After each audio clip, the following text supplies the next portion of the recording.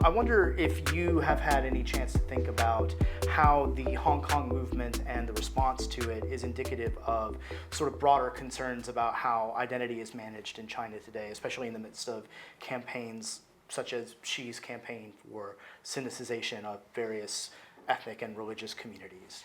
Yeah, I think there's been an expanding of it. I mean, some of these things, Xi has a lot to answer for in my mind, and I think has ramped up this move toward there being only one acceptable way, in a sense, to be Chinese. There's a book I like a lot. I've read an advanced copy of. Emily Fang has a book coming out next in March called "Let Only Red Flowers Bloom," and the subtitle is something about identity under Xi. And we've seen places that were let go pretty much on their own. Things like moves to not use local languages. Mongolia used to be a place where there wasn't much concern about, some Mongolian, but there's been a move toward homogenization. And of course, you've worked on the Hui, where there was a period not that long ago when Hui Muslims didn't think of themselves as being very connected to or similar to Uyghurs because they're very different. But then when the tightening of controls on Uyghurs in Xinjiang started focusing on any expression of difference or religious belief could make you suspect.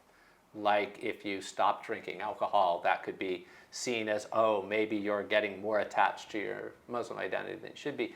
So then some Hui started thinking of themselves as somewhat connected to them, and then the state started moving more against them.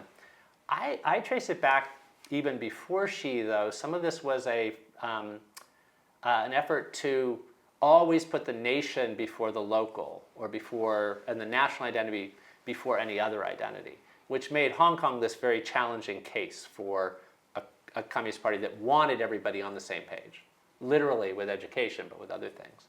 And one thing that I used to work on Shanghai before I worked on Hong Kong, but there was this interesting moment that it's unrelated to the book, so I don't bring it in.